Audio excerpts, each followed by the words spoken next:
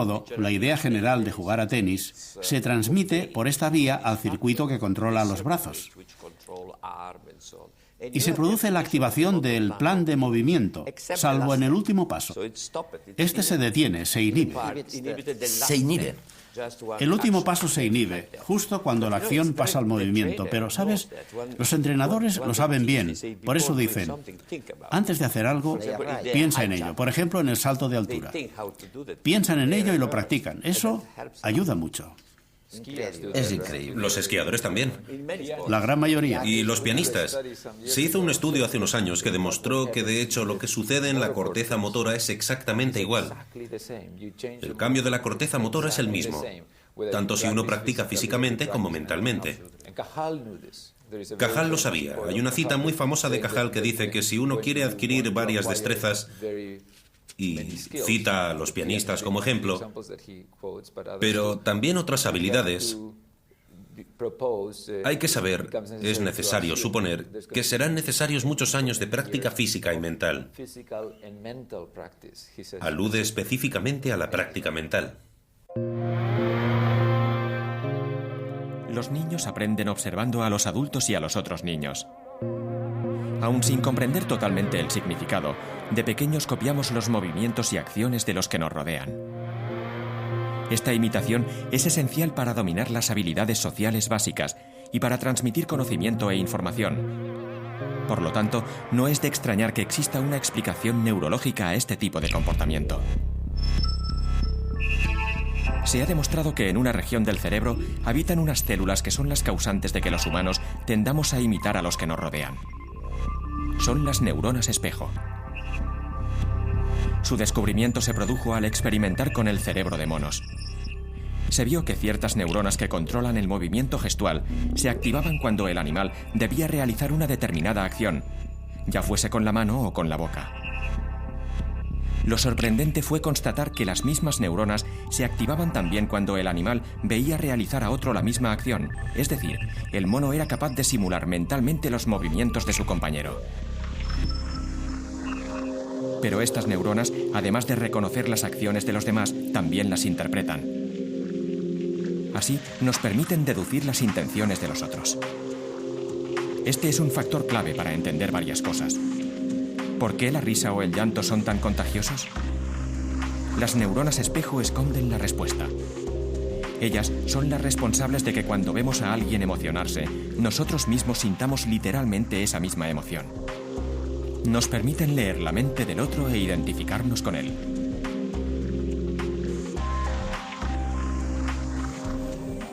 Esta capacidad estaría íntimamente ligada a la aparición del lenguaje. En los humanos, las neuronas espejo se encuentran en el área de Broca, la zona cerebral responsable del habla. Probablemente la habilidad para imitar gestos y acciones dotaron al emisor y al receptor de un código común que propició un sutil diálogo gestual y que más tarde se convertiría en comunicación verbal. Pero su importancia no se limita únicamente al surgimiento del lenguaje. Todo apunta a que estas neuronas fueron vitales en el Big Bang de la evolución humana. Si tenemos en cuenta que el cerebro humano alcanzó su actual tamaño hace unos 250.000 años, resulta extraño que rasgos típicamente humanos, como el arte o la música, no se desarrollasen hasta hace tan solo 40.000.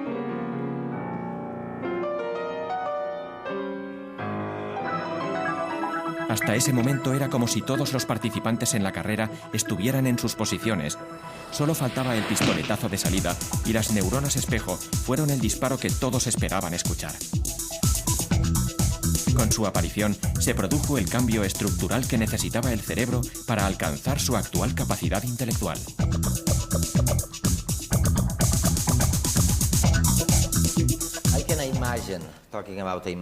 Puedo imaginar muy bien hablando de imaginación. Imaginar a los monos, ¿sabes? Sus neuronas activándose cuando el experimentador toma un cacahuete o va a tomar un cacahuete igual que lo haría el mono.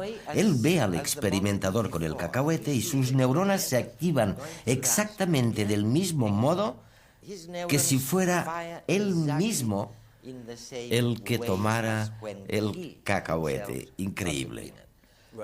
Bueno, de un modo parecido, no lo sabemos con certeza. De un modo muy parecido. Este es el fenómeno básico, exacto. Y creo que es algo muy importante. Porque, ¿qué es lo que significa? Significa que ha reconocido o entendido la acción porque ha creado una copia en su sistema motor. Y podríamos preguntarnos, ¿por qué se puede reconocer la acción únicamente mirándola? Pues porque si se ha introducido en la red motora, y esto nos permite saber cuál será el siguiente movimiento, lo que significa, por ejemplo, pongamos que aparece una criatura de Marte y hace algo extraño, como por ejemplo respirar sin moverse, únicamente hinchando el pecho. Nunca entenderemos lo que significa la respiración por dilatación. Si vemos una criatura redonda, diremos, bueno, tal vez esté respirando, pero no tenemos ni idea de lo que significa. En cambio, si vemos a un mono morder, sabemos exactamente lo que significa el mordisco. Compartimos con otros animales esta sensación. Y cuando vemos a un ser humano hacer algo, sabemos lo que significa. Se trata de un conocimiento que los filósofos llaman conocimiento en primera persona, algo que sabemos lo que significa, que hemos experimentado. Sabes, hay una especie de versión digital, una versión digital interna de lo que ha sucedido con anterioridad. Bueno, cuando digo digital diría, yo qué sé, quiero decir una versión totalmente imaginaria. Lo que creo es que hemos forjado internamente una especie de almacenamiento de acciones, de conocimientos. Cuando este almacenamiento se ve expuesto a los estímulos externos, sabemos exactamente lo que significa, porque pertenece a nuestro yo, como decías antes. Pero si no lo tenemos almacenado, nuestro conocimiento es muy superficial. Podemos interpretarlo lógicamente y decir, bueno, si esta criatura hincha el pecho significa que respira, que está respirando, pero no sabemos exactamente lo que significa. Y esto es lo que nos permite captar cuáles son las intenciones del otro. Exactamente. Sí, porque una vez dentro de esta red, sabemos lo que uno hace normalmente. Si agarro una manzana, normalmente me la pondré en la boca. Si Álvaro agarra una manzana, lo más probable es que se la coma. Claro que puede engañarme. Eso iba a decir yo. A eso me refería. A la imaginación de la que hablábamos y lo previsto e imprevisto. Exacto. Se está creando una expectativa. Si agarro la manzana y se la doy a él, se la pongo en la boca, resultará sorprendente. Está muy relacionado con lo que él decía sobre las expectativas. Como tengo esta red de acciones que están conectadas, lo llamamos una cadena de acciones, esto genera una expectativa. Si sucede algo extraño, me sorprenderé. Si es verdad esto, si es verdad que podemos darnos cuenta de las intenciones de los demás, si estamos realmente programados para comprender los motivos por los que alguien se comporta como se comporta, ¿por qué no nos llevamos mejor entre nosotros, no? ¿Por qué nos llevamos tan mal? La clave es que no solo se trata de intenciones, también de lo que los demás sienten. Esto es otro tema que hay que tener en cuenta. Con el sistema de neuronas espejo, también entendemos, también podemos comprender cuáles son las emociones de los demás. Si estás triste, yo también me pongo triste.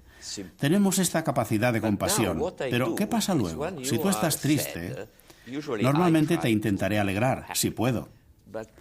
Pero si no puedo, ¿qué haré entonces? ¿Cuál será mi reacción? Porque mi reacción es mejorarte el ánimo para que te sientas mejor, pero si no puedo, ¿entonces qué? Pongamos que tengo una madre anciana que sufre y, por supuesto, intentaré ayudarla, pero si sufre demasiado puede destruirme la vida. ¿Qué es lo que hace la gente normalmente? La colocan en una residencia y la visitan una vez a la semana o una vez al mes si no son tan buenas personas. Así que incluso si comprendemos lo que los demás sienten y piensan, y aunque estamos codificados para actuar bien, si esta sensación es demasiado fuerte, intentamos evitarla.